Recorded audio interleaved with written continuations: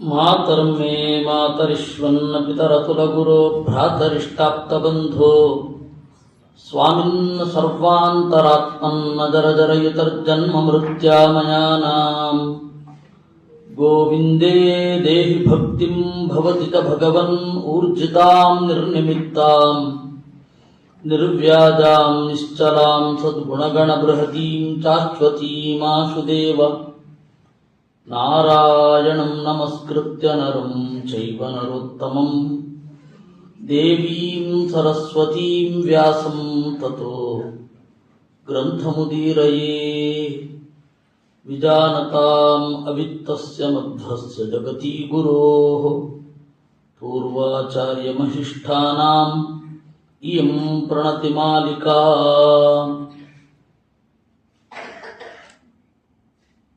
ಹಿರಿಯರಾದ ಮಲ್ಲೇಪುರಂ ಜಿ ವೆಂಕಟೇಶ್ ಅವರಿಗೆ ಹಾಗೂ ಖರ್ಜ್ಗೆ ಸರ್ ಅವರಿಗೆ ಮತ್ತು ಬಹಳಷ್ಟು ಜನ ಇದ್ದಾರೆ. ಡಂಬಳ ಸರ್ ಇದ್ದಾರೆ, ಆಮೇಲೆ ಬಾಲಾಜಿ ರಾಘವೇಂದ್ರ ಇದ್ದಾರೆ. ಒಂದು ರೀತಿ ನೋಡೋದಾದರೆ ಎಲ್ಲರಿಗಿಂತ ನಾನು ಚಿಕ್ಕವ. ನಿಮಗೆಲ್ಲರಿಗೂ ನಮಸ್ಕರಿಸಿ ಗುರುಗಳ ಕೃತಿಯ ಬಗ್ಗೆ ಮಾತನಾಡುತ್ತೇನೆ. ನಿನ್ನೆ ಮಹಾಭಾರತದ ಬಗ್ಗೆ ಚಿಂತನೆ ಮಾಡ್ತಾ ಇದ್ವಿ. ಮಹಾಭಾರತ ಈ ದೇಶದ ಅತ್ಯಂತ ಶ್ರೇಷ್ಠವಾದ ಗ್ರಂಥ, ಕೃತಿ. ಅದರ ಪ್ರತಿಫಲನ ಬೌದ್ಧರ ಪಾಲಿಗಳಲ್ಲೂ ನಾವು ಕಾಣುತ್ತೇವೆ. ಎಲ್ಲರೂ ಕೂಡ ಅದನ್ನು ಅವಲಂಬಿಸಿದ್ದಾರೆ. ಅದಕ್ಕೆ ಒಂದು ಮಾತು ಸಂಪ್ರದಾಯದಲ್ಲಿ ಬಂದದ್ದು, ವ್ಯಾಸೋಚ್ಛಿಷ್ಟಂ ಜಗತ್ ಸರ್ವಂ ಅಂತ. ಎರಡು ಮಾತುಗಳನ್ನು ಹೇಳ್ತೇನೆ, ಹೇಗೆ ಎಲ್ಲರೂ ಅದನ್ನು ಅಳವಡಿಸ್ಕೊಂಡಿದ್ದಾರೆ ಅಂತನ್ಲಿಕ್ಕೆ.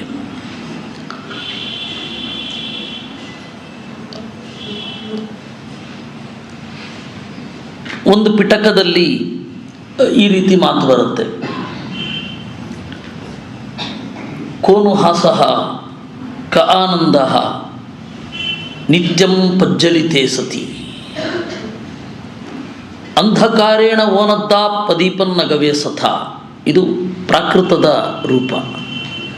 ಇದನ್ನು ಸಂಸ್ಕೃತಕ್ಕೆ ಮಾಡಿದಾಗ ಅದು ಹೀಗಾಗತ್ತೆ, ಕೋನು ಹಾಸಃ ಕ ಆನಂದಃ ನಿತ್ಯಂ ಪ್ರಜ್ವಲಿತೆ ಸತಿ ಅಂಧಕಾರೇಣ ಸನ್ನದ್ಧಾಃ ಪ್ರದೀಪನ್ನಗವೇಶಥ. ಏನು ನಗೆ, ಏನು ಆನಂದ ಸುತ್ತಲೂ ಹೊತ್ತಿ ಉರಿಯುವಾಗ. ಏನು ಆನಂದ, ಏನು ನಗೆ ಸುತ್ತಲೂ ಹೊತ್ತಿ ಉರಿಯುವಾಗ. ಕತ್ತಲು ನಿಮ್ಮ ಕಣ್ಣನ್ನು ಕಟ್ಟಿದೆ, ದೀಪವನ್ನು ಹುಡುಕುವುದಿಲ್ಲವೇ. ಇದು ಒಂದು ಖುದ್ದಕ ಸೂತ್ರದ ಮಾತು. ಇದು ಮಹಾಭಾರತದ ಮಾತು. ಇನ್ನೊಂದು ಕಥೆ, ಜಾತಕ ಕಥೆಗಳಲ್ಲಿ ಒಂದು ಕಥೆ ಬರುತ್ತೆ. ಇಬ್ಬರು ರಾಜರು ಎದುರಾಗ್ತಾರೆ. ಅದ್ಯಾರು ಅಂದರೆ ಶಿಬಿ ಔಶಿನರ ಮತ್ತು ಪ್ರತರ್ಧನ. ಅವರಿಬ್ಬರು ದಾರಿ ಕಿರಿದಾಗಿದೆ. ಒಂದು ರಥ ಮಾತ್ರ ಹೋಗಲಿಕ್ಕೆ ಅವಕಾಶ ಇರೋದು, ಮತ್ತು ಇಬ್ಬರು ಹೋಗಲಿಕ್ಕೆ ಅವಕಾಶ ಇಲ್ಲ. ಒಬ್ಬ ಸುಮ್ಮನೆ ನಿಲ್ಲಬೇಕು ಅಥವಾ ಹಿಂದೆ ಹೋಗಬೇಕು, ಇನ್ನೊಬ್ಬ ಬಂದು ಹೋದ ಮೇಲೆ ಇನ್ನೊಬ್ಬ ಹೋಗಬೇಕು. ಮೊದಲು ಹೋಗೋರು ಯಾರು ಅಂತ. ಅದಕ್ಕೆ ಒಬ್ಬನ ಸಾರಥಿ ಹೇಳ್ತಾನೆ, ನನ್ನ ದೊರೆ, ನಾನು ಯಾರ ಸಾರಥ್ಯ ಮಾಡ್ತಾ ಇದ್ದೇನೋ ಅವನು ಪರಾಕ್ರಮಿ, ಗುಣಸಂಪನ್ನ, ಆದ್ದರಿಂದಾಗಿ ದಾರಿ ಬಿಡಬೇಕು. ಆಗ ಶಿಬಿ ಔಶಿನರನ ಸಾರಥಿ ಒಂದು ಮಾತು ಹೇಳ್ತಾನೆ. ಅದು ಪ್ರಾಕೃತದಲ್ಲಿ ಇದೆ. ಜೀನೇ ಚ ಕದರಿಯಂ ದಾನೇನ ಅಕ್ಕೋದೇನ ಜಿನೇಕ್ಕೋದಂ ಅಸಾಧುಂ ಸಾಧುನಾ ಜಿನೇ ಜೀನೇ ಚ ಕದರಿಯಂ ದಾನೇನ ಮಗ್ಗಾ ಉಯ್ಯಾಹಿ ಸಾರಥೆ ಅಂತ.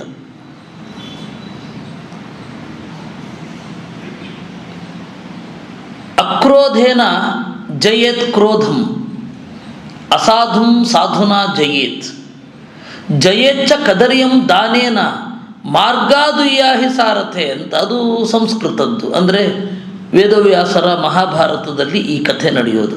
ಇದನ್ನು ಹಾಗೆ ಬುದ್ಧನ ಅಥವಾ ಬೌದ್ಧರಿಂದ ಗ್ರಥಿತವಾದ ಪಾಲಿಯಲ್ಲಿಯೂ ಇದೆ.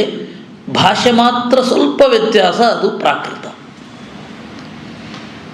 ಅದರಿಂದ ನೋಡಿ, ಅಕ್ರೋಧೇನ ಜಯೇತ್ ಕ್ರೋಧಂ, ಶಾಂತಿಯಿಂದ ಸಿಟ್ಟನ್ನು ಗೆದ್ದಿದ್ದಾನೆ ನಮ್ಮ ದೊರೆ.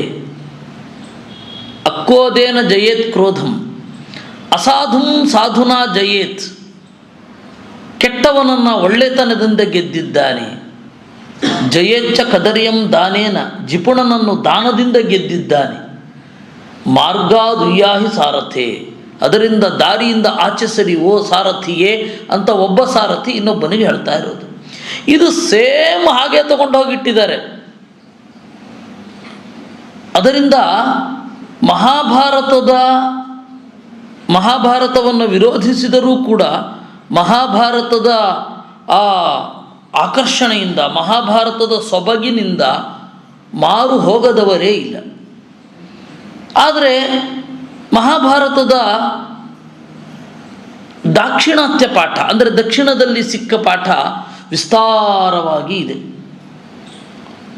ಉತ್ತರದ ಪಾಠ ಸ್ವಲ್ಪ ಕಡಿಮೆ ಇದೆ. ಅದಕ್ಕೂ ಮಿಗಿಲಾಗಿ ಬೋರಿ ಅವರು ಬಂದರು, Bhandarkar oriental research institute, shortly known as BORI. ಅವರು ಬಂದು ಕಡಿಮೆ ಮಾಡಿದ್ರು. ಯಾಕೆಂದರೆ ನಾನು ನಿನ್ನೆ ಹೇಳಿದ್ದೆ, ಸುಖ್ತನ್ಕರ್ ಅವರಿಗೆ ಹಿಂದೆ ಇದ್ದ ವ್ಯೂ ಏನು ಅಂತ ಹೇಳಿದ್ರೆ, German style of editing technology ಏನಿದೆ ಅದು ಅವರ ತಲೆನಲ್ಲಿ ಇದ್ದದ್ದು. ಅದನ್ನು ಅವರು ಬರ್ಕೊಂಡಿದ್ದಾರೆ. On the meaning of Mahabharata ಅಂತ ಹೇಳಿ ಒಂದು ಪುಟ್ಟ ಪುಸ್ತಿಕೆ ಇದೆ, ಅದರಲ್ಲಿ ಅವರು ಬರ್ಕೊಂಡಿದ್ದಾರೆ. ಅದರಲ್ಲಿ ಅವರ 4 ಉಪನ್ಯಾಸಗಳಿದೆ. ಫರ್ಗ್ಯೂಸನ್ ಕಾಲೇಜ್ ಅಂತ ಹೇಳಿ ಬೇಂದ್ರೆ ಅವರೆಲ್ಲ ಒಂದು ರೀತಿಯಲ್ಲಿ ಇದ್ದ ಅಥವಾ MA ಮಾಡಿದ ಒಂದು ಜಾಗ ಅದು ಪೂನಾದಲ್ಲಿ. ಅಲ್ಲಿ ಅವ್ರದ್ದು ಉಪನ್ಯಾಸ ಇತ್ತು ಮಹಾಭಾರತದ ಬಗ್ಗೆ. ಅದರಲ್ಲಿ 5 ಉಪನ್ಯಾಸ ಇತ್ತು, ಮಾಡಬೇಕಿತ್ತು. ಅದರಲ್ಲಿ 4 ಮಾತ್ರ ಮಾಡಲಿಕ್ಕಾಯಿತು. ಆಮೇಲೆ ಅವರು ಮರಣಾನಂತರ ಆ ಪುಸ್ತಕ ಪ್ರಿಂಟ್ ಆಯಿತು, on the meaning of Mahabharata ಅಂತ, ಓರಿಯೆಂಟಲ್ ಲಾಂಗ್ಮನ್ ಪಬ್ಲಿಕೇಶನ್ನಿಂದ ಆಗಿರೋದು. ಅದರಲ್ಲಿ ನೋಡಬಹುದು ನೀವು. ಅದರಲ್ಲಿ ಅವರು ಹೇಳಿದ್ದಾರೆ, ಮತ್ತು ಆ ಬೋರಿಯ ಇದರಲ್ಲಿಯೂ ನಿರೂಪಣೆ ಮಾಡಿದ್ದಾರೆ. ಅಲ್ಲಿ ಮಹಾಭಾರತದ ಸಂಖ್ಯೆ ಶ್ಲೋಕಗಳ ಸಂಖ್ಯೆ ಚಿಕ್ಕದಾಗಬೇಕು ಅಂತ ಇವತ್ತು ಭಾರತದ ವಿದ್ವಜ್ಜನರೆಲ್ಲ ಆ ಪಾಠವನ್ನೇ ಪರಿಗ್ರಹಿಸಿದ್ದಾರೆ.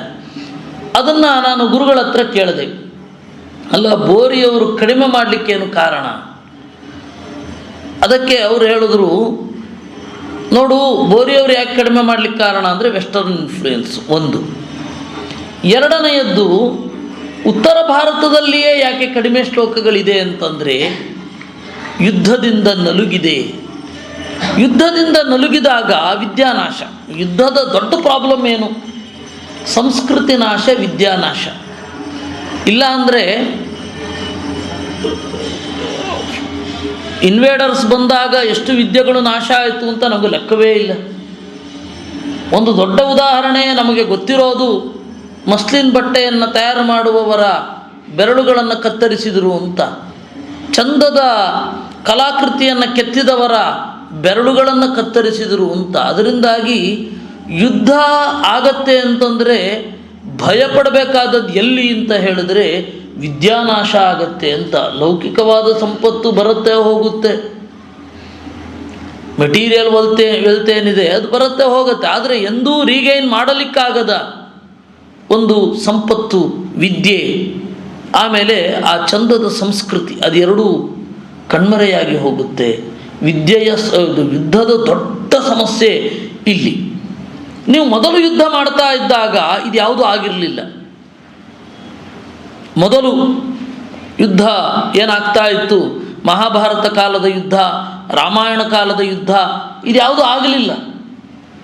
ಯಾಕೆ ಅಂದರೆ ಅವರಿಗೆ ವಾರ್ ಕ್ರೈಮ್ ಯಾವುದು ಮಾಡಬಾರದು ಅಂತ ಸ್ಪಷ್ಟ ಕಲ್ಪನೆ ಇತ್ತು.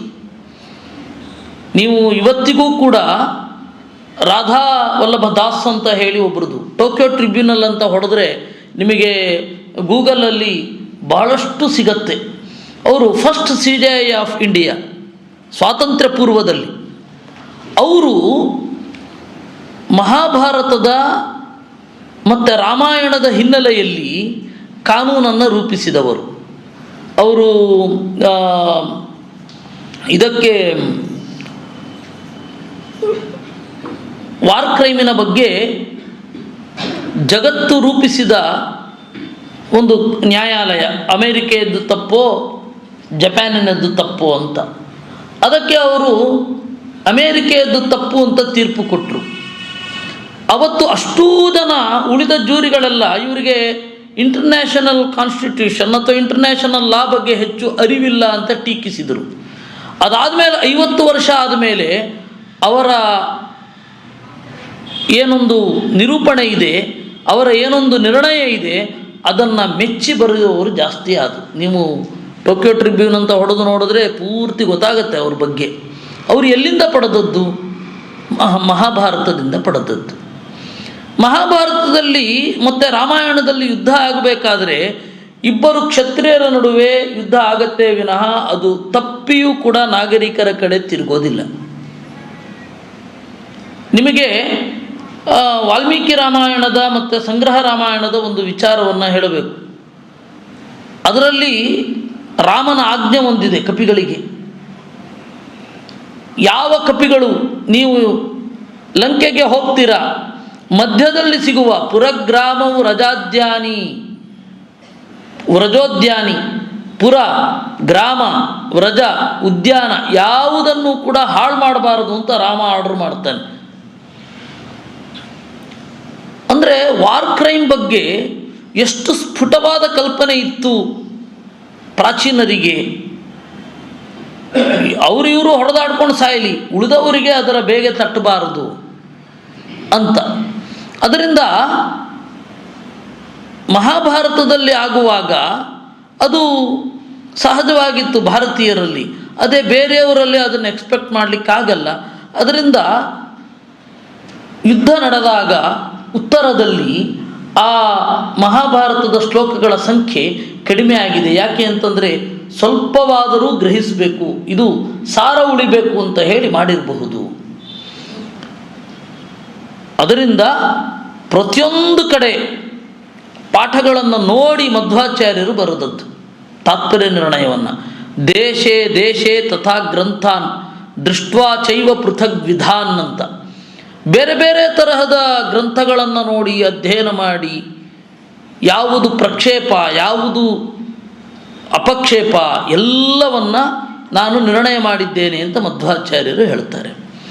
ಹೀಗೆ ಮಹಾಭಾರತವನ್ನು ನಿರ್ಣಯಿಸುವ, ಮಹಾಭಾರತದ ಪಾಠದ ಶುದ್ಧತೆಯನ್ನು ನಮಗೆ ಮನವರಿಕೆ ಮಾಡಿಕೊಡುವ ಒಂದು ಗ್ರಂಥ ಮೊದಲಿರಲಿಲ್ಲ. ನೀಲಕಂಠ ದೀಕ್ಷಿತರದ್ದು ಬಂತು, ಹೌದು. ಯಾವಾಗ ಅದು?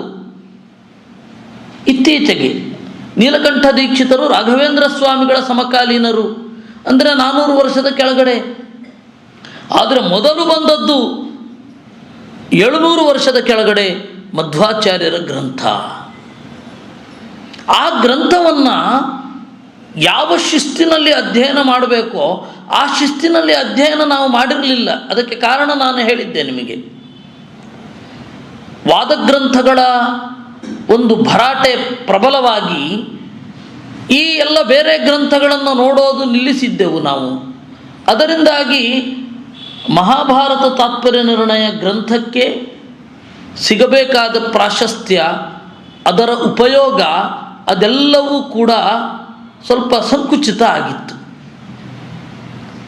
ಮಹಾಭಾರತ ತಾತ್ಪರ್ಯ ನಿರ್ಣಯವನ್ನು ದಿವಸ ಪಾರಾಯಣ ಮಾಡ್ತಾ ಇದ್ದವರಿದ್ದರು, ಇಡೀ ಬಾಯಿಗೆ ಮಾಡಿದವರಿದ್ದರು. ವಿದ್ಯಾಮಾನ್ಯರು ಏನಾದರೂ ಒಂದು ವಿಚಾರವನ್ನು ಹೇಳಬೇಕು ಅಂತಂದರೆ ಮಹಾಭಾರತ ತಾತ್ಪರ್ಯ ನಿರ್ಣಯವನ್ನು ತೆಗೆಯೋದು, ಅಲ್ಲಿ ಏನು ಬರುತ್ತೆ ಹಾಗೆ ಜೀವನವನ್ನು ನಡೆಸೋದು. ಏನಾದ್ರು ಒಂದು ಸಂದೇಹ ಬರುತ್ತೆ, ಇದು ಮಾಡಬೇಕಾ ಮಾಡಬಾರ್ದಾ ಅಂತ, ಆವಾಗ ತಾತ್ಪರ್ಯ ನಿರ್ಣಯವನ್ನು ತೆಗೆಯೋದು. ಬೆಂಗಳೂರಿನಲ್ಲಿ ಒಬ್ಬರು ವಿದ್ವಾಂಸರಿದ್ದರು, ಕಡ್ಡಿ ಶ್ರೀನಿವಾಸಾಚಾರ್ಯರು ಅಂತ. ಅವರು ದೇಹದ ಆಕಾರದಿಂದ ಕಡ್ಡಿ ಅಂತ ಹೆಸರು ಬಂದದ್ದಲ್ಲ.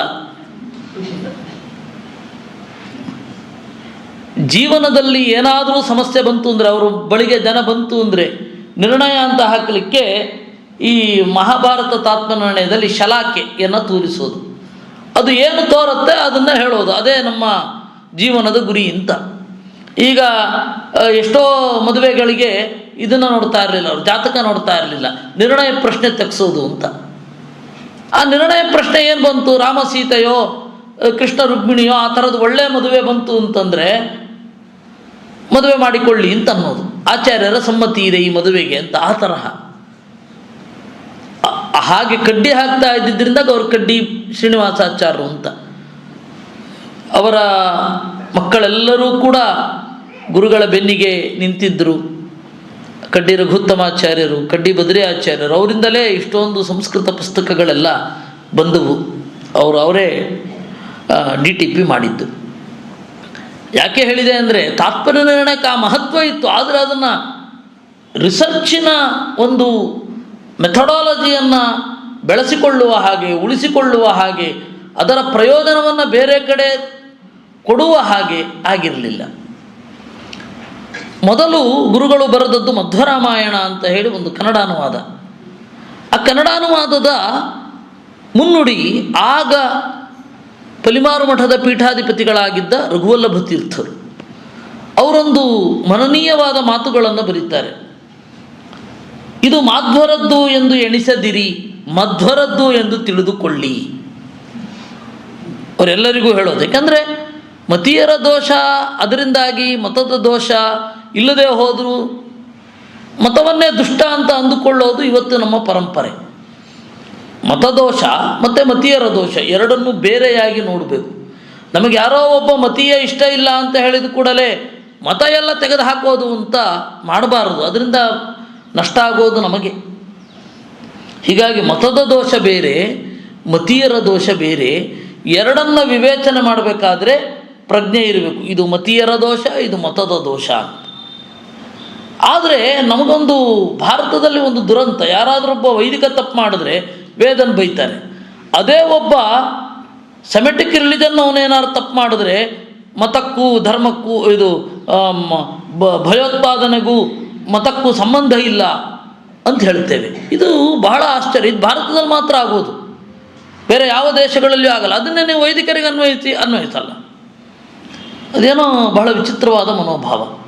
ಇರಲಿ, ಅದರಿಂದಾಗಿ ಅವರು ಹೇಳಿದ್ದು ಹೀಗೆ ಮುನ್ನುಡಿಯಲ್ಲಿ ರಘುವಲ್ಲಭ ತೀರ್ಥರು ಆಗಿದ್ದಾಗ ಅವರು ಹೇಳಿದ್ದು, ನೋಡಿ ಇದನ್ನು ಮಾಧ್ವರದ್ದು ಎಂದು ಎಣಿಸದಿರಿ, ಮಧ್ವರದ್ದು ಎಂದು ನೋಡಿ, ಇದರಲ್ಲಿರುವ ಸಂಶೋಧನೆಯ ಅಂಶಗಳನ್ನು ತೆಗೆದುಕೊಳ್ಳಿ. ಅದನ್ನು DVG ಅವರು ಓದಿ ಭಾರಿ ಖುಷಿಪಟ್ಟು ಗುರುಗಳಿಗೆ ಒಂದು ಪತ್ರ ಬರೆದಿದ್ರಂತೆ, ನಿಮ್ಮನ್ನು ಮುಖತಃ ಕಾಣಬೇಕಿದೆ ಬನ್ನಿ ಅಂತ. ಆದರೆ ದೈವ ಸಂಕಲ್ಪ ಇರಲಿಲ್ಲ, ಅವರಿಬ್ಬರ ಭೇಟಿ ಆಗಲಿಲ್ಲ. ಯಾಕೆ ಹೇಳಿದ್ದು ಅಂತಂದರೆ, ಮಹಾಭಾರತ ತಾತ್ಪರ್ಯ ನಿರ್ಣಯ ಏನಿದೆ ಅದಕ್ಕೆ ಸಿಗಬೇಕಾದ ಅಟೆನ್ಷನ್ ಇಬ್ಬರಿಂದಲೂ ಸಿಗಲಿಲ್ಲ ಅಂತ. ಮಧ್ವರನ್ನು ಅರ್ಥ ಮಾಡಿಕೊಳ್ಳಿಕ್ಕೆ ಅಂತ ಹೊರಟ ಮಾಧ್ವೇತರರು, ಆಮೇಲೆ ಮಧ್ವರ ವಲಯದೊಳಗಡೆ ಇದ್ದೆವು ಎಂದುಕೊಂಡ ಮಾಧ್ವರು, ಅವರಿಬ್ಬರಿಗೂ ಕೂಡ ಅದರ ಆಳ ಅಗಲ ಗೊತ್ತಾಗಲಿಲ್ಲ. ಅದರಲ್ಲಿ ಕ್ವಚಿತ್ ಗ್ರಂಥಾನ್ನ ಪ್ರಕ್ಷಿಪಂತಿ ಕ್ವಚಿದಂತರಿತಾನಪಿ ಕುರಿಯು ಕ್ವಚಿಚ್ಚ ವ್ಯತ್ಯಾಸಂ ಪ್ರಮಾದಾತ್ ಕ್ವಚಿದನ್ಯಥಾ ಅಂತ ಎಡಿಟಿಂಗಿನಲ್ಲಿ ಬರುವ ಸಮಸ್ಯೆಗಳು 4 ಅಂತ ಹೇಳ್ತಾರೆ. ಕೆಲವೊಂದು ಕಡೆ ತಮಗೆ ಬೇಡದ್ದನ್ನು ತೆಗೆದುಹಾಕ್ಬಿಡ್ತಾರೆ, ಬೇಕಾದದ್ದನ್ನು ತೂರಿಸಿಬಿಡ್ತಾರೆ. ಕೆಲವೊಂದು ಸರ್ತಿ ಕಾಲಪ್ರವಾಹದಿಂದ ಅದು ಪುಡಿಯಾಗಿ ಹೋಗಿರುತ್ತೆ. ತಾಡವಾಲೆಯನ್ನು ನೋಡ್ತಾ ಇದ್ದ ಗುರುಗಳ ಸಮಕಾಲೀನರಾದ ವಿಶ್ವೋತ್ತಮ ತೀರ್ಥರು ಅವರು ಹೇಳ್ತಾ ಇದ್ದರು, ಅವರು ಚಿಕ್ಕವರಿದ್ದಾಗ ಒಂದು ಲಾರಿ ತುಂಬ ತಾಡವಾಲೆಗಳ ಧೂಳನ್ನು ತಗೊಂಡೋಗಿ ನದಿಗೆ ಹಾಕಿದ್ದಾರೆ. ಅಂದರೆ ಅಲ್ಲಿಯ ಹವೆಗೆ, ಪ್ರತಿಕೂಲ ಹವೆಗೆ, ಉಡುಪಿಯ ಪ್ರತಿಕೂಲ ಹವೆಗೆ, ಸಮುದ್ರ ತೀರದಲ್ಲಿರೋದು ಬೇಗ ಇದಾಗತ್ತೆ. ಕೆಲವೊಮ್ಮೆ ನಮ್ಮ ಸಂಗ್ರಹ ರಾಮಾಯಣದ್ದು ಒಂದು ಕಥೆ ಹೇಳಬೇಕು. ಆ ಕಥೆಯು ಒಂದು ರೋಚಕ. ಸಂಗ್ರಹ ರಾಮಾಯಣಕ್ಕೆ ವಿಶ್ವಪತಿ ತೀರ್ಥೀಯ ಇದೆ, ಅದು ಪ್ರಿಂಟ್ ಮಾಡಬೇಕು ಅಂತ ಆಯಿತು. ಮಾಡಬೇಕು ಅಂತಾದಾಗ ಅವರು ಸೋದೆ ಮಠದ ಹಿಂದಣ ಸ್ವಾಮಿಗಳು ವಿಶ್ವೋತ್ತಮ ತೀರ್ಥರಿಗೆ ಕೇಳಿದ್ರು. ಅದು ಕೇಳಿದಾಗ ಆಯಿತು ಕೊಡ್ತೇನೆ ಅಂತಂದರು. ಚಾತುರ್ಮಾಸ್ಯಕ್ಕೆ ಕೂಡಬೇಕು, ಪ್ರಾಯ 2007 ಕಾಣುತ್ತೆ. ಚಾತುರ್ಮಾಸ್ಯಕ್ಕೆ ಕೂಡೋದಕ್ಕಿಂತ ಮೊದಲು ಪಂಜಿಮಾರಿಗೆ ಹೋದರು. ಪಂಜಿಮಾರಲ್ಲಿ ಅವು ಎಲ್ಲ ತಾಡವಾಲೆಗಳನ್ನು ಇಟ್ಟಿದ್ದರು. ಅದನ್ನು ಮೇಲ್ಗಡೆ ನೇತಾಕಿದ್ರು, ಕೆಳಗಡೆ ಇದ್ದರೆ ಗೆದ್ದಲು ಬರುತ್ತೆ ಅಂತ. ಅದು ಆ ಗೆದ್ದಲು ಮೇಲ್ಗಡೆಯಿಂದ ಆ ಕಟ್ಟಿದ್ದ ಹಗ್ಗಕ್ಕೆ ಕ್ರಮೇಣ ವ್ಯಾಪಿಸ್ಕೊಳ್ತಾ ಇತ್ತು. ನೇತಾಕಿದ್ರು ಅದನ್ನು. ಇವ್ರಿಗೆ ಇಲ್ಲ, ಬನ್ನಂಜಿ ಅವರು ಕೇಳಿದ್ದಾರೆ, ಅವರಿಗೆ ಕೊಟ್ಬಿಡಬೇಕು ಅಂತ ಅನ್ನಿಸಿತಂತೆ. ಅದನ್ನು ನಮಗೆ ಕೊಟ್ಟರು, ಅಂದರೆ ಗುರುಗಳಿಗೆ ಕೊಟ್ಟರು. ಗುರುಗಳು ನನಗೆ ಹೇಳಿದ್ರು ಇದನ್ನು ನೀನು ಲಿಪ್ಯಂತರ ಮಾಡಬೇಕು ಅಂತ. ಅದು ಹಾಗೆ ಕೊಟ್ಟದ್ದು. ಮತ್ತೆ ಅವರಿಲ್ಲ, ರಾಮ ರಾಮ ಅಂತ ಹೇಳಿ ಕಣ್ಮರೆಯಾಗಿ ಹೋದರು. ಇದ್ದಕ್ಕಿದ್ದ ಹಾಗೆ ದೇಹತ್ಯಾಗ ಮಾಡಿದ್ರು. ನಮ್ಗೆ ಸಿಗಬೇಕು ಅಂತ ಇದ್ದರೆ ಈ ರೀತಿ ಆಗತ್ತೆ. ಆ ತಾಡವಾಲೆ, ಆ ತಾಡವಾಲೆಯ ಕಥೆಯೇ ಬಹಳ ವಿಚಿತ್ರ. ಗುರುಗಳ ಬಾಯಲ್ಲಿ ಕೇಳಿದ್ದೀರ, ಈಗ ಕೇಳದೇ ಇರೋದು ಇನ್ನಷ್ಟಿದೆ. ಅವರು ಅಲ್ಲಿ ಹೇಳದೇ ಇರೋದು, ಹೇಳದೇ ಉಳಿದದ್ದೇ ಜಾಸ್ತಿ ಇದೆ. ತಾಡವಾಲೆ ಜೊತೆಗಿನ ಸಂಸಾರ. ಅದರಿಂದ ಆ ತಾಡವಾಲೆಯಲ್ಲಿ ಹಾಗೆ ಹೃಷಿಕೇಶ ತೀರ್ಥೀಯ ತಾಡವಾಲೆಯಲ್ಲಿ ಅದಿದ್ದದ್ದು ಸಂಗ್ರಹ ರಾಮಾಯಣವಾಗಿ ಬಂತು, ವಿಶ್ವಪತಿ ತೀರ್ಥೀಯವಾಗಿ ಅದಿದೆ. ಗುರುಗಳು ಎಡಿಟ್ ಮಾಡಿದ್ದು ಅದು ಕಾರಣ ಆಯಿತು. ಹೇಳಿದೆ ಯಾವ ರೀತಿ ನಾಶ ಆಗಿದೆ. ಕ್ವಚಿದ್ ಅಂತರಿತಾನಪಿ, ಅದಾದ ಮೇಲೆ ಕುರಿಯು ಕ್ವಚಿಚ್ಚ ವ್ಯತ್ಯಾಸಂ, ಕೆಲವೊಮ್ಮೆ ವ್ಯತ್ಯಾಸ ಮಾಡಿಬಿಡ್ತಾರೆ. ಪ್ರಮಾದಾತ್ ಕ್ವಚಿದನ್ಯಥ, ಕೆಲವೊಮ್ಮೆ ಅವರ ಪ್ರಯೋಗವೇ ಅರ್ಥ ಆಗೋದಿಲ್ಲ, ತಿದ್ದಿ ಬಿಡ್ತಾರೆ. ಆ ತರಹದ ಲಿಪಿಕಾರರ ದೋಷವನ್ನು ವ್ಯಾಖ್ಯಾನಕಾರರು ಅಲ್ಲಿ ಕೋಟ್ ಮಾಡಿದ್ದಿದೆ. ರಾಘವೇಂದ್ರ ಸ್ವಾಮಿಗಳು ಇತಿ ಲಿಪಿಕೃತ ಪ್ರಮಾದ್ಯಂತಿ ಅಂತ ಬರೆದದ್ದಿದೆ. ಹಾಗೆ ಬೇಕಷ್ಟು ಜನ ಲಿಪಿಕಾರರ ಸಮಸ್ಯೆ ಇದು.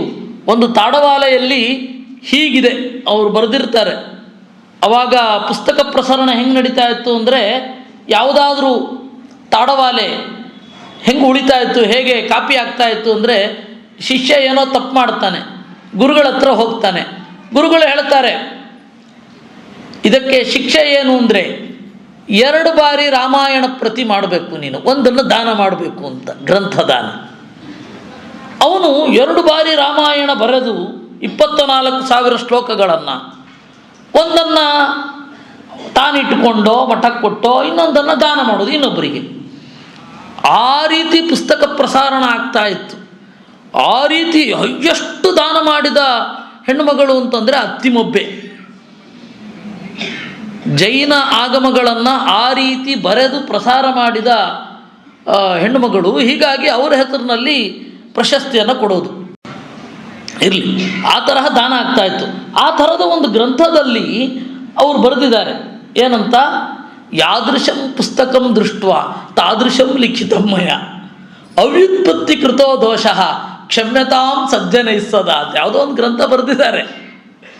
ಅದರಲ್ಲಿ ಆ ಕಟ್ಟಿನಲ್ಲಿ ಹಲವಾರು ಗ್ರಂಥಗಳಿದೆ. ಅದರಲ್ಲಿ ಬರೆದು ಅವರನ್ನು ಬರೀತಾರೆ, ಯಾದೃಶಂ ಪುಸ್ತಕಂ ದೃಷ್ಟ, ಪುಸ್ತಕ ಯಾವ ರೀತಿ ಇದೆಯೋ ಆ ರೀತಿ ಬರೆದಿದ್ದೇನೆ, ದಯವಿಟ್ಟು ನನ್ನನ್ನು ಸಜ್ಜನರು ಬೈಬೇಡಿ. ಯಾಕೆಂದರೆ ಇಲ್ಲಿ ತಪ್ಪಿದೆ, ಲಿಪಿಕಾರರು ತಪ್ಪು ಮಾಡಿದ್ದಾರೆ, ಆ ತಪ್ಪನ್ನು ನಾನು ಹಾಗೆ ಬರೆದಿದ್ದೇನೆ, ನೀವು ನನ್ನನ್ನು ಬೈಬೇಡಿ. ಯಾಕೆ ಅಂದರೆ ಪುಸ್ತಕ ಹೇಗಿದೆ ಹಾಗೆ ಬರೆದಿದ್ದೀನಿ, ನನ್ನ ತಪ್ಪಲ್ಲ. ಅವ್ಯುತ್ಪತ್ತಿ ಕೃತೋ ದೋಷಃ ಕ್ಷಮ್ಯತಾಂ ಅಂತ. ಅದರಿಂದಾಗಿ ಕಡೆಗೆ ಲಿಪಿಕಾರರು ಅಥವಾ ಲಿಪಿಕಾರರು ಈ ರೀತಿ ತಾವು ಬರೆದ ಡೇಟು, ಯಾವ ಸಂದರ್ಭದಲ್ಲಿ ಬರೆದದ್ದು, ತಮ್ಮ ಗುರುಗಳು ಯಾರು, ಅದನ್ನೆಲ್ಲ ಹೇಳ್ಕೊಂಡಿರ್ತಾರೆ. ಅದರ ಹಿಂದೆ ಹೋದರೂ ಬಹಳ ವಿಚಿತ್ರವಾದ ಇತಿಹಾಸ ಸಿಗತ್ತೆ.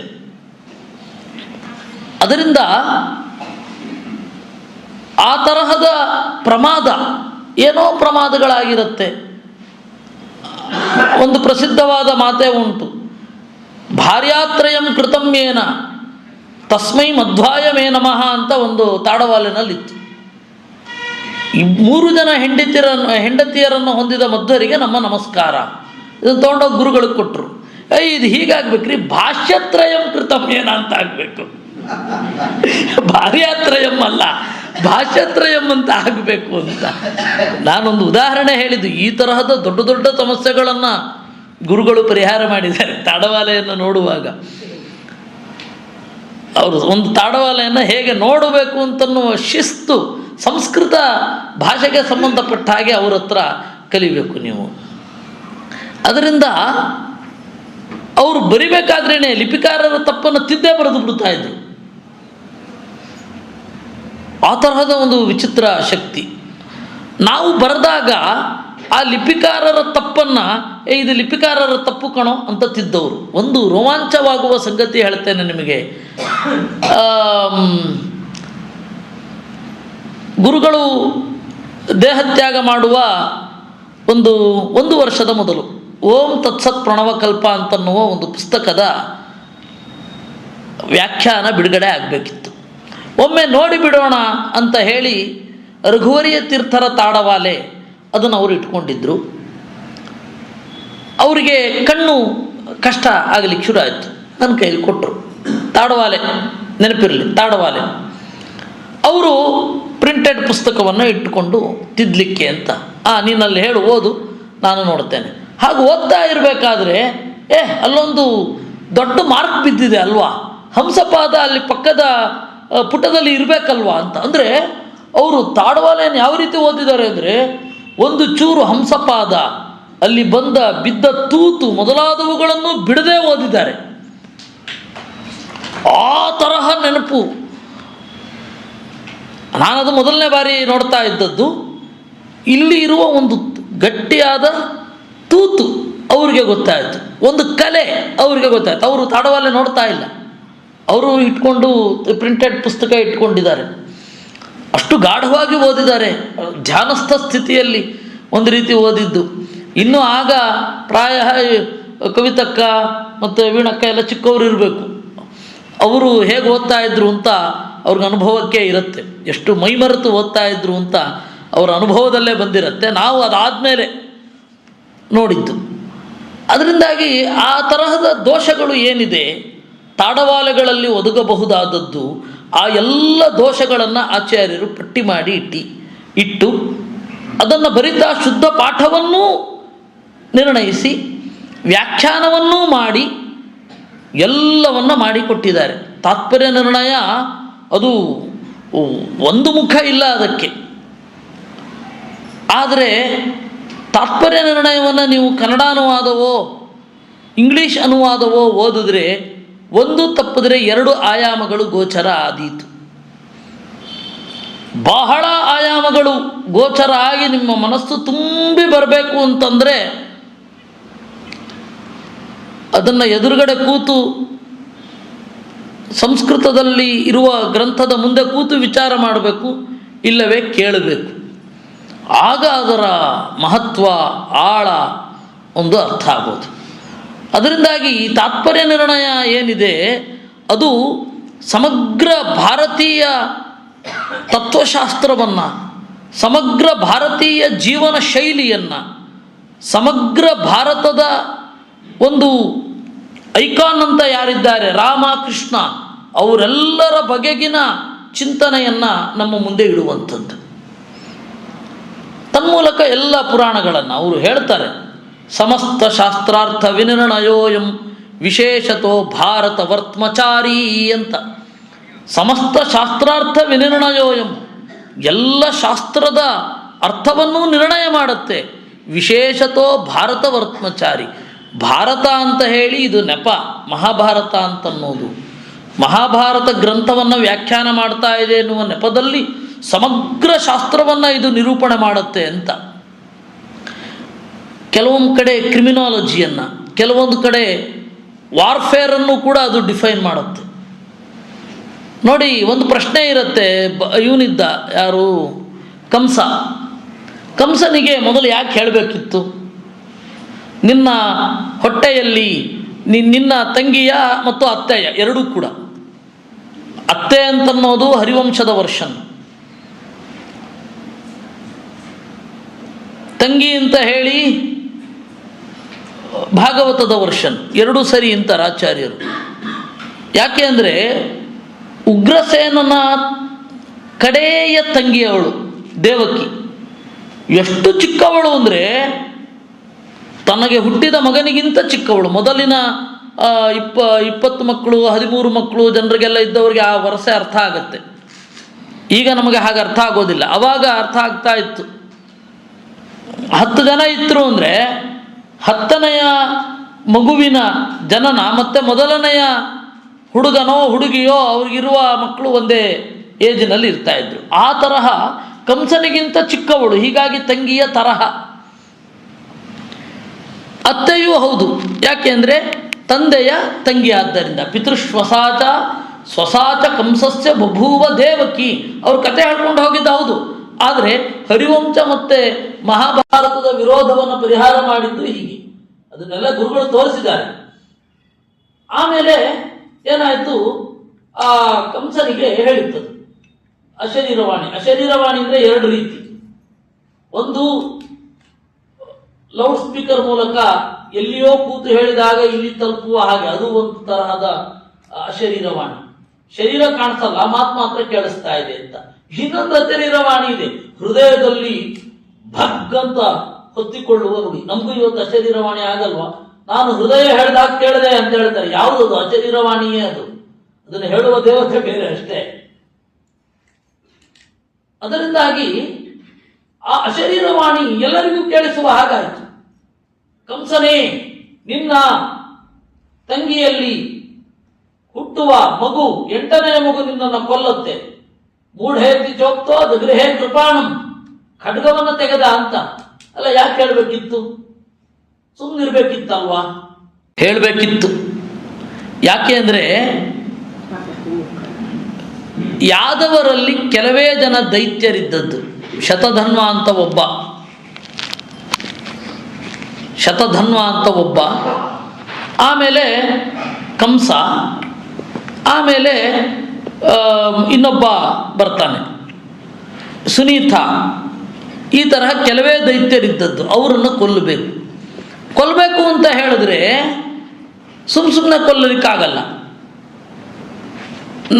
ಅವನು ಸ್ವಭಾವತಃ ಒಳಗಡೆಯಿಂದ ದುಷ್ಟ, ನನಗೆ ಗೊತ್ತಾಯಿತು ಕೊಲ್ತೀನಿ ಅಂತ ಹೇಳಿದ್ರೆ ದುರುಪಯೋಗ ಮಾಡ್ಕೊಳ್ಳಿಕ್ಕೆ ಶುರು ಮಾಡ್ತಾರೆ. ಎಲ್ಲ ನೋಡಿ, ಕೃಷ್ಣ ಹೇಳಿದ್ದಾನೆ, ಮನಸ್ಸಿಗೆ ತೋರಿದು ಕೂಡಲೇ ಕೊಲ್ಲಬೇಕು ಅಂತ. ಅಲ್ಲ, ಹಾಗಾಗಲ್ಲ. ಅದಕ್ಕೆ ಅವನು ತಪ್ಪು ಮಾಡುವಂತೆ ಅವಕಾಶ ಕೊಡಬೇಕು. ತಪ್ಪು ಮಾಡುವ ಅವಕಾಶ ಕೊಟ್ಟಾಗ ಅವನು ಪೂರ್ತಿ ತಪ್ಪು ಮಾಡಿದ ಮೇಲೆ ಕೊಲ್ಲಲಿಕ್ಕೊಂದು ಅವಕಾಶ ಸಿಗತ್ತೆ. ಸರಿ, ನಮ್ಮ ಹಿರಿಯರು ತಪ್ಪು ಮಾಡ್ತಾರೆ, ನಮಗೆ ವಿರೋಧವಾಗಿ ಮಾಡ್ತಾರೆ, ನಾವು ಅವ್ರನ್ನ ನಮ್ಮ ಕುಟುಂಬದ ಹಿರಿಯರು ಅಂತ ತಪ್ಪು ಮಾಡಿದರೆ ಕೊಲ್ಲಲಿಕ್ಕೋ ಅಥವಾ ದಂಡನೆ ಕೊಡಲಿಕ್ಕೋ ಇಲ್ಲ. ಯಾವಾಗ ಕೊಡಬಹುದು? ತಾಯಿಗೆ ತಂದೆಗೆ ತೊಂದರೆ ಮಾಡಿದಾಗ ಅವರನ್ನು ನಿವಾರಣೆ ಮಾಡಬಹುದು. ಅದರಿಂದಾಗಿ 2 ಆಗಬೇಕು ಇಲ್ಲಿ. ಕಂಸನ ನಿಜಸ್ವರೂಪ ಗೊತ್ತಾಗಬೇಕು, ಅವನು ತಪ್ಪು ಮಾಡಲಿಕ್ಕೆ ಅವಕಾಶ ಕೊಡಬೇಕು, ತನ್ನ ತಾಯಿಗೆ ಮತ್ತು ತಂದೆಗೆ ಅಪರಾಧ ಮಾಡಬೇಕು, ಆಗ ಅವನನ್ನು ಕೊಲ್ಲಲಿಕ್ಕೆ ಆಗತ್ತೆ. ಇದು ಕ್ರಿಮಿನಾಲಜಿಯ ಫಸ್ಟ್ ಲೆಸನ್.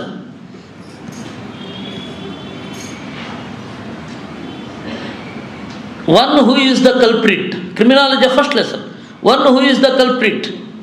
ಒಬ್ಬ ಅಪರಾಧಿ ಇರ್ತಾನೆ, ಆದರೆ ಅವನು ಹೊರಗಡೆಯಿಂದ ಅಲ್ಲ. ಹೊರಗಡೆಯಿಂದ ಆಗುವಾಗ ಅವನು ತಪ್ಪು ಮಾಡುವಂತೆ provide chances to him to do crimes. Then you will assassinate or then you will kill ಅಂತ, ದೆನ್ ಯು ವಿಲ್ ಪನಿಷ್ ಅಂತ ಹೇಳಿ ಕ್ರಿಮಿನಾಲಜಿಯ ತತ್ವ. ಅದನ್ನು ನಮಗೆ ಮಹಾಭಾರತದಲ್ಲಾಗಲಿ ಹರಿವಂಶದಲ್ಲಾಗಲಿ ಬೇರೆ ಪುರಾಣಗಳಲ್ಲಿ ಹೇಳಲಿಲ್ಲ. ಅದನ್ನು ಆಚಾರ್ಯರು ಹೇಳಿದರು. ಹೀಗೆ ಪ್ರತಿಯೊಂದು ವಿಚಾರ, ಅವರ ದೇಹಗಳು ಯಾವ್ಯಾವ ರೀತಿ ಇತ್ತು, ದ್ರೌಪದಿಯ ದೇಹ ಯಾವ ರೀತಿ ಇತ್ತು, ಅವಳಿಗೆ ಯಾಕೆ ಅಷ್ಟೊಂದು ಮಾತೃಭೂಮಿಯ ಕಡೆಗೆ ಒಂದು ಪ್ರೀತಿನೇ ಇರಲಿಲ್ಲ. ಅಷ್ಟೊಂದು ಪ್ಯಾಟ್ರಿಯಾಟಿಕ್ ಅಲ್ಲ ಅವಳು ದ್ರೌಪದಿ. ಯಾಕೆ ಗೊತ್ತಾ? ತಾಯಿಯ ಗರ್ಭದಿಂದ ಹುಟ್ಟಿದರೆ ಪ್ಯಾಟ್ರಿಯಾಟಿಕ್ ಆಗಿರಬಹುದು. ತಾಯಿಯ ಗರ್ಭದಿಂದ ಹುಟ್ಟಲೇ ಇಲ್ಲ ಅವಳು. ಮಾನುಷೇಶು ಚ ಮಾನುಷಾನ್ನೋಪಭೋಗತಃ ಮನುಷ್ಯ ಪುತ್ರತಾಯಾಶ್ಚ ಭಾವೋ ಮಾನುಷ ಏತಯೋಹೋ ಅಂತ. ಮನುಷ್ಯರ ಮಕ್ಕಳಾಗಲಿ ಅಂತ ಸಂಕಲ್ಪ ಮಾಡಿದ್ದು, ಆದರೆ ಆಗಲಿಲ್ಲ, ಅಗ್ನಿಯಿಂದ ಹುಟ್ಟಿದ್ದು. ಆಮೇಲೆ ಮನುಷ್ಯರ ಅನ್ನವನ್ನು ಅವರು ಭೋಗಿಸಿದ್ರು. ಅವ್ರ ಶರೀರ ಅಯೋನಿಜವಾಗಿದ್ದರು, ಉಂಡದ್ದು ಮಾನುಷ ಅನ್ನವನ್ನು. ಆದ್ದರಿಂದಾಗಿ ಭಾವೋ ಮಾನುಷ ಏತಯೋಹೋ, ಸ್ವಲ್ಪ ಮಾನುಷ ಭಾವ ಇತ್ತು. ಅಭೂತ್ ನಾತಿತರಾಮ್, ಅಷ್ಟೊಂದು ಉತ್ಕಟವೂ ಆಗಿರಲಿಲ್ಲ ಅಂತ ಹೇಳ್ತಾರೆ. ಈ ತರಹದ ಮನಸ್ಸಿನ ಸ್ಥಿತಿ, ದೇವತೆಗಳು ಭೂಲೋಕಕ್ಕೆ ಬಂದಾಗ ಮನಸ್ಸಿನ ಸ್ಥಿತಿ ಹೇಗಿರುತ್ತೆ, ಅವರಿಗೆ ಅರ್ಧನ್ ಕಾಂಪ್ಲೆಕ್ಸ್ ಹೇಗಿರುತ್ತೆ, ಅವ್ರ ಮೇಲೆ ಅರ್ಧನ್ ಗ್ರಾವಿಟಿ ವರ್ಕ್ ಮಾಡೋ ಬಗೆ ಹೇಗೆ, ಈ ಥರದ ಸಂಗತಿ ಎಲ್ಲ ಹೇಳ್ತಾರೆ. ನೀವು ಪಾತ್ರವನ್ನು ತಿಳ್ಕೊಳ್ಬೇಕಾದ್ರೆ ಇದೆಲ್ಲ ಬೇಕಾಗತ್ತೆ. ಅವರ ಮನಸ್ಥಿತಿ ಹೇಗೆ, ಎಲ್ಲಿ ಎಷ್ಟು ಪರ್ಸೆಂಟ್ ಅಜ್ಞಾನ ಇತ್ತು, ಎಷ್ಟು ಪರ್ಸೆಂಟು ಅವರಲ್ಲಿ ಸುಸ್ತಾಯಿತು. ಮಹಾಭಾರತದ ಮಾತುಗಳನ್ನು ಉಲ್ಲೇಖಿಸಿ ಕಡೆಗೆ ಫುಟ್ವರ್ಕ್ಗಳನ್ನು ಹೇಳ್ತಾರೆ. ಯುದ್ಧದಲ್ಲಿ ಬೇಕಾದ ಫುಟ್ವರ್ಕನ್ನು ಕೂಡ ಹೇಳ್ತಾರೆ ಮಧ್ವಾಚಾರ್ಯರು. ಒಬ್ಬ ವಾರಿಯರ್ ಆಗದಿದ್ದರೆ ವಾರ್ಫೇರನ್ನು ಅಷ್ಟು ಚಂದ ಮಾಡಿ ಡಿಸ್ಕ್ರೈಬ್ ಮಾಡಲಿಕ್ಕೆ ಆಗೋದಿಲ್ಲ. ನಮ್ಮ ನಿರ್ದೇಶಕರು ಅವರೆಲ್ಲ, ನನಗೆ ಅದು ಯಾವಾಗ ಕನೆಕ್ಟ್ ಆಗಿದ್ದು ಅಂತಂದರೆ, ನಾನು ಮಾರ್ಷಲ್ ಆರ್ಟ್ಸ್ ಕಲಿಯುವ ಒಂದು ಕುತೂಹಲ ಮೂಡಿತು ಬಹಳ ಹಿಂದೆ. ಹಾಗೆ ಮೂಡಿದಾಗ ನನಗೆ ಮಹಾಭಾರತದ ವಿರಾಟ ಪರ್ವದ, ಭೀಷ್ಮ ಪರ್ವದ, ದ್ರೋಣ ಪರ್ವದ ಒಂದು ಯುದ್ಧದ ಡಿಸ್ಕ್ರಿಪ್ಷನ್ನು ಕಂಡದ್ದೇ ಬೇರೆ ನನಗೆ. ಇದನ್ನು ಹೀಗೆ ಅರ್ಥೈಸಬೇಕು, ಆ ಟೈಮಿಂಗು ಎಷ್ಟಿದೆ, ಆ ಭಾರ ಎಷ್ಟಿರುತ್ತೆ, ಫುಟ್ವರ್ಕ್ ಎಷ್ಟು ಇಂಪಾರ್ಟೆಂಟು, ಅದ್ರ ಮೇಲೇ ಮಹಾಭಾರತದ ಅನೇಕ ತಪ್ಪು ಕಲ್ಪನೆಗಳೆಲ್ಲ ಹೋಗುತ್ತೆ. ಮಹಾಭಾರತವನ್ನು ಓದಿದ್ರಂತೂ ಇನ್ನಷ್ಟು. ಯಾಕಂದರೆ ನಮ್ಮ ನಿರ್ದೇಶಕರೆಲ್ಲ ಮಾಡೋದು ನಮ್ಮ ಅರ್ಜುನನಿಗೋ ಭೀಮನಿಗೋ ಒಂದು ಜಾಕಿ ಚಾನ್ನಷ್ಟು ಬ್ರೂಸ್ಲಿ ಅಷ್ಟು ವೇಗ ಇರೋದಿಲ್ವಾ? ನಾವು ಯೋಚನೆಯೇ ಮಾಡಲ್ಲ ಇದನ್ನು. ಅವನು ಅಸ್ತ್ರವನ್ನು ಬಿಡಬೇಕಾದ್ರೆ ಹೀಗೆ ಎಳೆದು ಅರ್ಧ ಗಂಟೆ ಹೀಗೆ ಕಣ್ಮುಚ್ಚಿ ಮಾಡ್ತಾ ಇರ್ಬೇಕಾದ್ರೆ ಅವನು ಎದುರುಗಡೆ ಇರೋನು ಏನು ಮಾಡ್ತಾ ಇರ್ತಾನೆ? ಹೊಡೆಯಲ್ವ ತೆಗೆದು? ಅದೆಲ್ಲ ಯೋಚನೆಯೇ ಇಲ್ಲ ನಮಗೆ, ಅದು ಮಾಡ್ತಾನೆ. ಆಮೇಲೆ ಚಕ್ರ ಎಸೆಯೋದು ಹೀಗೆ ಅಂತ ಅಲ್ಲಿ ಉಂಟು, ಚಕ್ರವನ್ನು ಹೀಗೆ ಎಸೆದ ರಭಸವಾಗಿ ಅಂತ. ನಮಗೆ ಈ ಬೆರಳು ಕತ್ತರಿಸೋಗ್ಬಿಡುತ್ತೆ. ಅದಕ್ಕೆ ಫಸ್ಟ್ ಅಪ್ವರ್ಡ್ ಮೂಮೆಂಟು, ಚಕ್ರ ಹೀಗೆ ಮೇಲ್ಗಡೆ ಹೋಗಿ ಆಮೇಲೆ ಹಿಂಗೆ ಹೋಗೋದು. ಇದೆಲ್ಲ ನಾವು ಅದನ್ನು ಮೂಲವನ್ನು ನೋಡದೇ ಇರೋದ್ರಿಂದಾಗಿ ಆಗಿದ್ದು. ನಾವು ಹಾಗೆ ಅಂತ ಅಂದ್ಕೊಂಡಿದ್ದೇವೆ. ಇವೆಲ್ಲ ಸಮಸ್ಯೆಗಳು. ಅದರಿಂದಾಗಿ ವಾರ್ಫೇರನ್ನು ಅರ್ಥೈಸೋದು ಮೂಲವನ್ನು ನೋಡಿಬಿಡಿ. ಅದಾದ ಮೇಲೂ ಕೂಡ ಅನೇಕ ಪ್ರಶ್ನೆಗಳಿರುತ್ತೆ. ಅದನ್ನು ಮಧ್ವಾಚಾರ್ಯರು ನಿರೂಪಣೆ ಮಾಡ್ತಾರೆ. ಅವರು ವೇಗ ಹೇಗಿತ್ತು, ಅವರ ರಭಸ ಹೇಗಿತ್ತು, ಅವರ ವ್ಯೂ ಹೇಗಿತ್ತು, ಅವರ ಸ್ಟ್ರೆಂತ್ ಹೇಗಿತ್ತು, ಇದೆಲ್ಲವನ್ನು ನಿರೂಪಣೆ ಮಾಡ್ತಾರೆ. ನಮಗೆ ಆವಾಗ ಅನ್ನಿಸ್ತಾ ಇತ್ತು, ಟಿಬೇಟಿನ ತರಹ ಇರಬೇಕು ನಮ್ಮ ವಿದ್ಯಾಭ್ಯಾಸ. ಸಮಗ್ರ ಫೀಲ್ಡಿನಲ್ಲಿ ನೋಡಿ ಆಚಾರ್ಯರನ್ನು ನೋಡೋ ಹಾಗಿದ್ರೆ ಚೆನ್ನಾಗಿರೋದು ಅಂತ. ಅದರಿಂದ ಆ ತರಹದ ಅನೇಕ ಸೂಕ್ಷ್ಮಗಳನ್ನು ತಾತ್ಪರ್ಯ ನಿರ್ಣಯದಲ್ಲಿ ಹೇಳಿದ್ದಾರೆ. ಆ ವಾರ್ಫೇರಿನ ದೃಷ್ಟಿಯಲ್ಲಿಯೂ ಒಮ್ಮೆ ಚಿಂತನೆ ಆಗಬೇಕಿರುತ್ತೆ. ಮಹಾಭಾರತವನ್ನು ನೋಡಿದಾಗ ಚಿಂತನೆ ಮಾಡಬೇಕಿರುತ್ತೆ. ಅಂದರೆ ಗುರುಗಳು ಬಹಳಷ್ಟನ್ನು ಕವರ್ ಮಾಡಿದ್ದಾರೆ, ಆದರೆ ಅದರಲ್ಲಿ ಮುಗಿದಿಲ್ಲ, ಇನ್ನಷ್ಟು ಮುಂದುವರಿಬೇಕಿದೆ.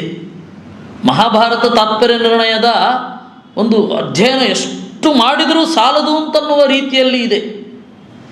ಬೇರೆ ಬೇರೆ ರೀತಿಯಲ್ಲಿ ಅದು ತೆರೆದುಕೊಳ್ಳುತ್ತೆ.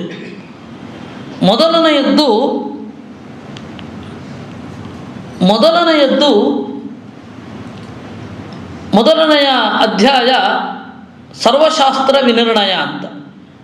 ಎಲ್ಲ ಶಾಸ್ತ್ರ ಮತ್ತು ಮಹಾಭಾರತ ಎರಡೂ ಕೂಡ ಏಕಾಭಿಪ್ರಾಯವನ್ನು ಹೇಗೆ ಹೊಂದಿದೆ. ಎರಡನೆಯ ಅಧ್ಯಾಯ ವಾಕ್ಯೋದ್ಧಾರ, ಯಾವ ರೀತಿ ಮಹಾಭಾರತದ ಮಾತುಗಳನ್ನು ಬಳಸಿ ಯಾವ ರೀತಿ ಚಿಂತನೆ ಮಾಡಬೇಕು ಅಂತ. ಮೂರನೆಯದ್ದು ಅಧ್ಯಾಯ ಬಹಳ ಚಿಕ್ಕದು, ಅಧ್ಯಾಯದ ಹೆಸರು ಅಧ್ಯಾಯಕ್ಕಿಂತ ದೊಡ್ಡದು. ಸರ್ಗಾನುಸರ್ಗ ಪ್ರಳಯ ಪ್ರಾದುರ್ಭಾವ ವಿನಿರ್ಣಯ ಅಂತ.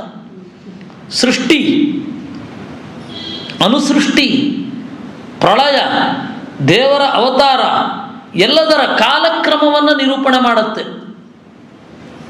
ಅದಾದ ಮೇಲೆ 4ನೇ ಅಧ್ಯಾಯದಿಂದ ರಾಮಾಯಣ ಶುರು ಆಗಿ 9ನೇ ಅಧ್ಯಾಯದ ಒಂದು ಸ್ವಾರಸ್ಯವನ್ನು ಹೇಳಿ ನಾನು ಇವತ್ತು ನಿಲ್ಲಿಸ್ತೇನೆ. ಅಲ್ಲಿ ಹೇಗಿದೆ ಅಂತ ಅದನ್ನು ಪೂರ್ತಿ ಹೇಳಲಿಕ್ಕಾಗಲ್ಲ, ನಿಮ್ಮ ಉಪಕ್ಷೇಪ ಮಾಡ್ಬೋದು. ಒಂದು ಕಥೆಯನ್ನು ಹೇಳುವಾಗ ಸುಮಾರು 7 ಸ್ಟೈಲ್ಗಳನ್ನು ಬಳಸ್ತಾರೆ. ವ್ಯತ್ಯಾಸ, ಪ್ರಾತಿಲೋಮ್ಯಂ, ಗೋಮೂತ್ರಿ, ಪ್ರಘಸ, ಉಕ್ಷಣ, ಸುಧುರ, ಸಾಧು ಅಂತ ಒಂದು ಕಥೆಯನ್ನು ಇಷ್ಟೇ ರೀತಿ ಪ್ರೆಸೆಂಟ್ ಮಾಡಲಿಕ್ಕಾಗೋದು. ಎಂತಹ ಒಬ್ಬ ಡೈರೆಕ್ಟರೇ ಇರಲಿ, ಈ 7 ರೀತಿ ಬಿಟ್ಟು ಬೇರೆ ಹೇಳಲಿಕ್ಕಾಗಲ್ಲ. 7 ರೀತಿಯಲ್ಲಿ ವೇದವ್ಯಾಸರು ಕಥೆ ಹೇಳಿದ್ದಾರೆ. ವ್ಯತ್ಯಾಸ, ಕಾಲ ವ್ಯತ್ಯಾಸ ಮಾಡಿ ಹೇಳೋದು, ಪುರುಷ ವ್ಯತ್ಯಾಸ ಮಾಡಿ ಹೇಳೋದು. ಪ್ರಾತಿಲೋಮ್ಯಂ, ಅದೇ ಫ್ಲ್ಯಾಶ್ ಬ್ಯಾಕ್ ಟೆಕ್ನಿಕ್ಕಲ್ಲಿ ಹೇಳಿಕೊಂಡು ಹೋಗೋದು. ಒಂದು ಮೊದಲು ನಡೆದ ಘಟನೆಯನ್ನು ನಂತರ ನಿರೂಪಣೆ ಮಾಡೋದು, ನಂತರ ನಡೆದ ಘಟನೆಯನ್ನು ಮೊದಲು ನಿರೂಪಣೆ ಮಾಡೋದು. ಗೋಮೂತ್ರಿ, ಎತ್ತು ಉಚ್ಚ ಹುಯ್ಯುವ ಹಾಗೆ ಗೋಮೂತ್ರಿ ಜಿಗ್ಜ್ಯಾಕ್ಟ್ ಟೈಪಲ್ಲಿರುತ್ತೆ. ಕಥೆಯನ್ನು ಹಾಗೆ ನಿರೂಪಣೆ ಮಾಡಿಕೊಂಡು ಹೋಗಿರ್ತಾರೆ. ಕೆಲವೊಮ್ಮೆ ಕೃಷ್ಣನ ಜೀವನದಲ್ಲಿ ಆದ ಘಟನೆ, ಪಾಂಡವರ ಜೀವನದಲ್ಲಿ ಆದ ಘಟನೆ, ಅದನ್ನು ನಾವು ಯಾವ ರೀತಿ ಈ ಗೋಮೂತ್ರದ ಸ್ಟೈಲಿನಲ್ಲಿ ಚಿಂತನೆ ಮಾಡಬೇಕು ಅಂತ. ಇನ್ನು ಪ್ರಘಸ, ಎತ್ತು ಮೇಯುವ ಹಾಗೆ, ಅದು ಎತ್ತು ಅಥವಾ ಹಸು ಮೇಯುವಾಗ ಇಲ್ಲೊಂದು ಸ್ವಲ್ಪ ಅಲ್ಲೊಂದು ಸ್ವಲ್ಪ ಮೇಯುತ್ತೆ. ಕತ್ತೆ ಮೇಯಬೇಕಾದ್ರೆ ಒಂದು ಕಡೆಯಿಂದ ಪೂರ್ತಿಯಾಗಿ ಮೇಯ್ದುಕೊಂಡು ಹೊಟ್ಟೋಗುತ್ತೆ. ಕತ್ತೆ ಮೇದಲ್ಲಿ ಮೇವಿಲ್ಲ, ಆದರೆ ಹಸುವಿಗೆ ಎತ್ತಿಗೆ ಒಂದು ಸಹಜವಾದ ಪ್ರೀತಿ ವಾತ್ಸಲ್ಯ ಬೇರೆಯವರ ಮೇಲೆ ಇರುತ್ತೆ. ಸ್ವಲ್ಪ ಇಲ್ಲಿ ಮೇಯ್ದು ಅಲ್ಲಿ ಸ್ವಲ್ಪ ಮೇಯ್ದು ಆ ತರಹ ಕಥೆಯನ್ನು ಕೆಲವೊಮ್ಮೆ ಹಾಗೆ ಹೇಳ್ತಾರೆ. ಪ್ರಘಸಃ, ಕೆಲವೊಮ್ಮೆ ಉಕ್ಷಣ, ಸಿಂಪಡಿಸಿದ ಹಾಗೆ.